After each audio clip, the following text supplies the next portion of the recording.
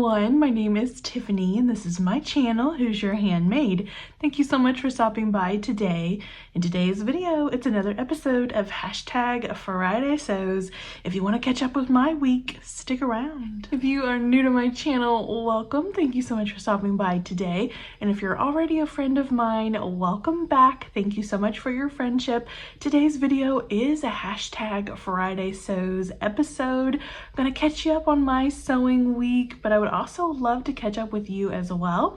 Let me know down below what you worked on this week. What do you have on your cutting table, on your sewing table? What projects are you tackling? I love chatting with you down below in the comment section. Don't forget to give this video a thumbs up. Those really do help the YouTube algorithm. And subscribe if you have not done so already. I would love to welcome you into the sewing community and get to know you better. So I have been up here in the sewing room quite a bit this week. I've been doing a little sewing and a little organizing. I'm trying to put away some Christmas presents. I restocked my thread rack. You can see my thread racks up there on the wall. My family gave me so many great new colors of thread and that restocked my thread racks. I've also been organizing my scraps and I would really like to chat with you guys today about scraps. But before we get into the scrap discussion, let's look at what I was sewing this week. This is what I made for Addie June. This is in my January plans from last week's #Friday Sews. I will link that video down below if you did not catch that one. I went through my January plans and this little Lizard King Benicia was a plan for Addie. This is a new pattern to me. I've never tried this one before. It's made for kind of chunky sweater knits, but it turned out really good in this double brush poly. I've had these fabrics in my stash for quite a while and I was excited to actually make something with them. So I made Addie the version with the bishop sleeve, I believe is what they call this. There's different terms for these kinds of sleeves. It's gathered down here at the wrist and then you have a cuff. This was definitely the most fiddly part. This would have been a super easy project barring this sleeve end. Gathering this into this tiny little cuff was kind of difficult. So that was fiddly.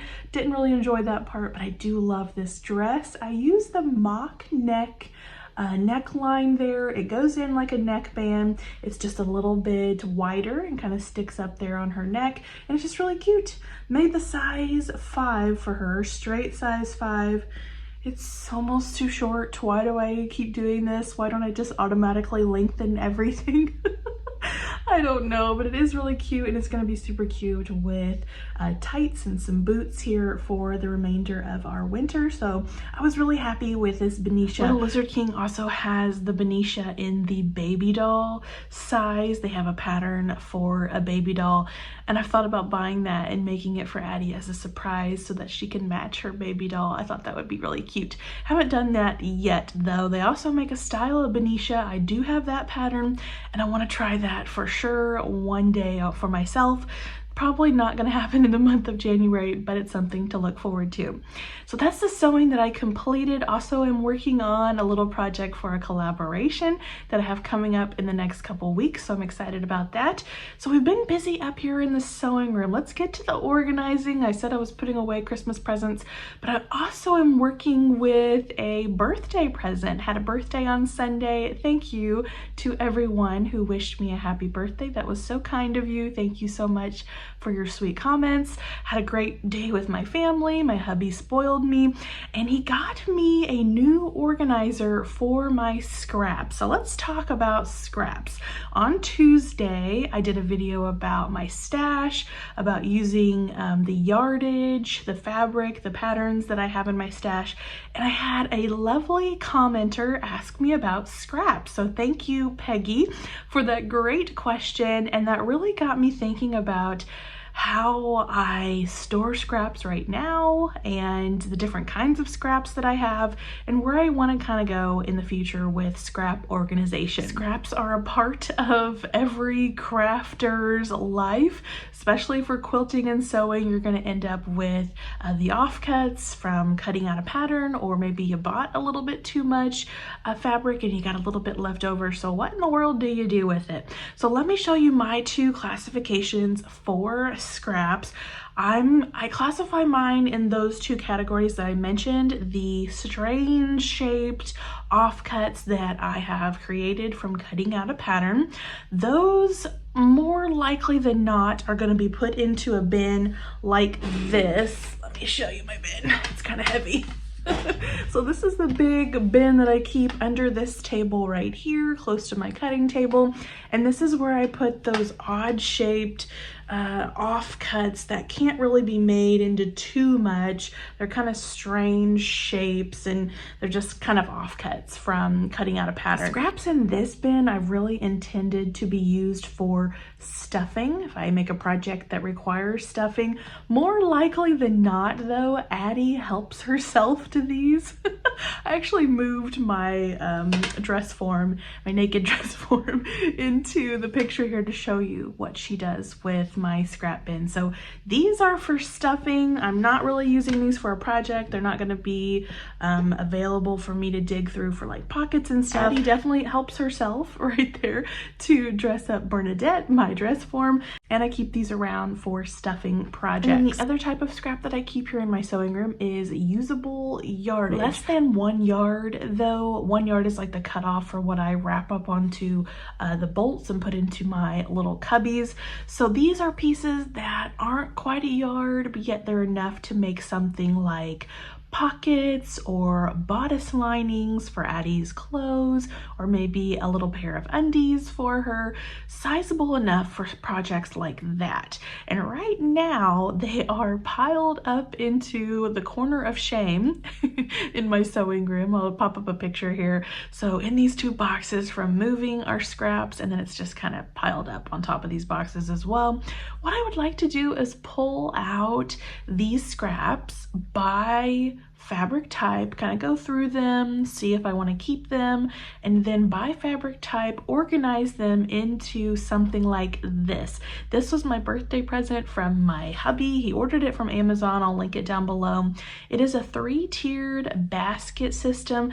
The baskets aren't very big though, so I'm gonna need more of these, or maybe I need to think of a different kind of organization. I do want all of my scraps to be visible and organized into piles and stacks where I can see them readily by fabric type.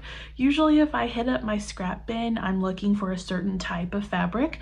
I know if I need cotton or knit. So organizing them that way would be very beneficial to me. And also this is just an eyesore corner. I really want to make it look nice. I want it to be a little bit more organized. So that's what I've been working on here in the sewing room this week. Let's talk about your scraps. What do you do with your scraps? Do you have categories of scraps like I do? The ones that are for the kid to play with and for stuffing, and then these pieces of yardage. How do you organize these pieces so that you can go through them quickly and find what you need without toppling over Mount Scrapmore? How do you do it? How do you organize your scraps? I would love to know. Let me know down below in the comment section. We have a long weekend coming up here in the US, so I hope to be up in my sewing room doing some collaboration sewing this weekend. Our snow is still sticking around. It's very cold here in southern Indiana. Addie's been back out and playing in it. We had a lot of fun sledding with my family. On my birthday, we went back onto mom and dad's property, and my sister and my brother and my family just had a great time sledding with the kiddos, and that was a lot of fun. I'm kind of ready for it to go now. I love watching it. I love letting Addie play in it, but navigating life with this much snow around is not my favorite. I did receive a Joann's ad last week, and I thought I would share the January pattern sales. They showed them all. I'll pop up a screenshot of this here in the ad. So they went ahead and gave all of January's pattern sales here.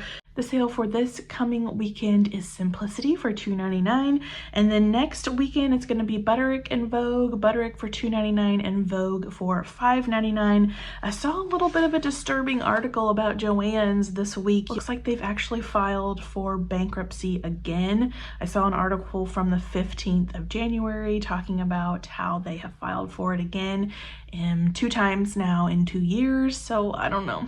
I hope Joann's can figure it out. I still still use their store so much as a sewing resource, and it would definitely be a hit for the sewing community to see those stores close. And I think that's going to do it for this hashtag Friday Sews video. Like I said, let me know down below what you're working on. What projects are you sewing on this weekend? I would love to chat with you down below in the comment section. I hope you all have a wonderful weekend. I will see you in the next video.